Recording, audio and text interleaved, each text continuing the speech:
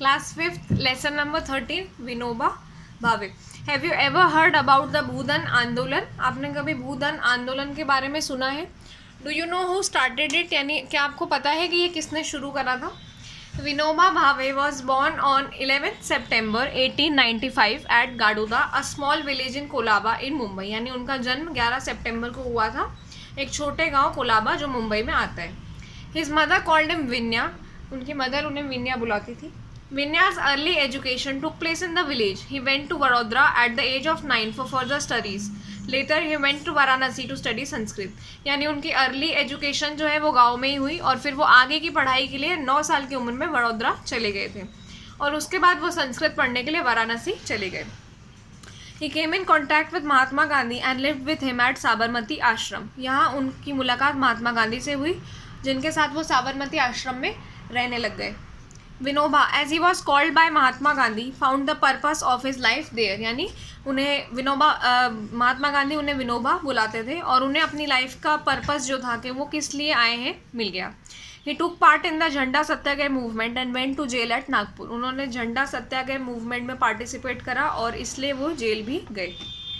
The poverty and deprivation suffered by Indian small farmers and landless laborers moved him the most. यानी उन्हें सबसे ज़्यादा दुख होता था गरीबी देखकर, डेप्रीवेशन देखकर, जो इंडिया के छोटे मोटे जो फार्मर्स थे या ऐसे लेबर्स थे, ऐसे मजदूर थे जिनके पास कुछ ज़मीन नहीं थी.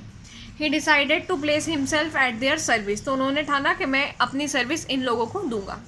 He truly understood that most of the land was owned by few people. उन्होंने समझा कि आधे से ज़्यादा जो ज़मीन है वो सिर्फ कुछ ही लोगों के पास रहती है. They called themselves landlords. यानी वो अपने आप को ज़मींदार बुलाया करते थे.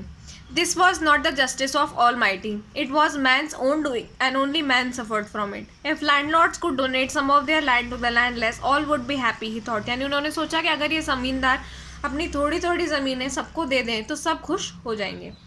Vinoba travelled a lot and met people of all sections of the society.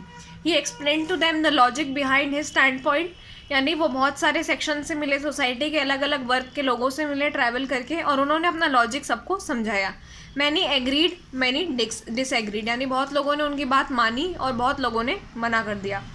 But saintly persuasions and motivation. यानी उन्होंने धीरे धीरे परसिस्टेंटली जब लोगों को मनाना शुरू करा और मोटिवेट करना शुरू करा तो काम बन गया.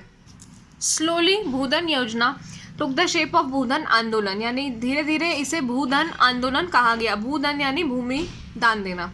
अ small flicker of a lamp lit up the life of thousands. He made landlords donate their land to the landless. यानी उन्होंने धीरे धीरे ज़मींदारों की ज़मीन डोनेट करवाना शुरू कर दी.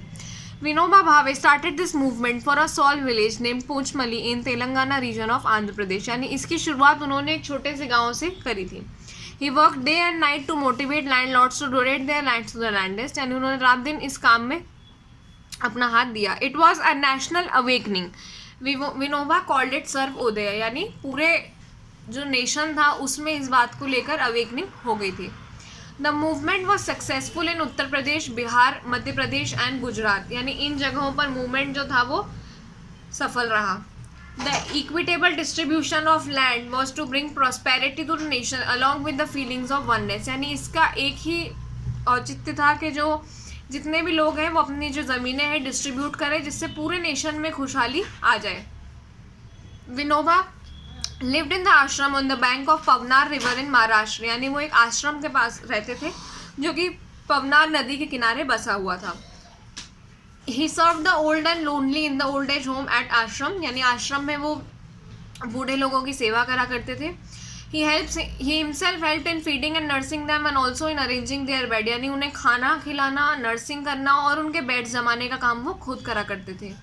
He lived like an ascetic of olden days. He breathed his last on 14 November 1982 को उनका देहांत हो गया. On the occasion of Republic Day in 1983, he was awarded Bharat Ratna for serving the nation selflessly. यानी रिपब्लिक डे 1983 पे उन्हें भारत रत्न दिया गया था क्योंकि उन्होंने देश की सेवा सेल्फलेसली करी थी. Answer these questions. When was Vinoba Bhave born?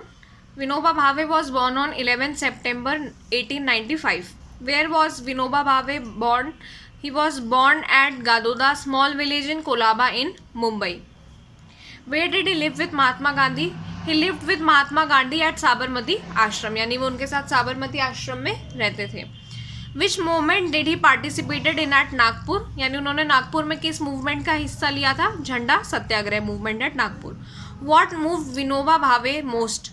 The poverty and deprivation suffered by Indian small farmers and landless labours move Vinoba Bhave the most, यानी गरीबी जो इंडियन फार्मर्स झेलते थे और जिनके पास ज़मीनें नहीं होती थी उनको देख के उन्हें सबसे ज़्यादा दुख होता था. What did Vinoba Bhave do for the old and lonely? He offered his service to old and lonely, यानी वो अपनी सर्विस देते थे, उन्हें खाना खिलाते थे, नर्सिंग करते थे और उनका बेड लगाने में मदद किया करते थे.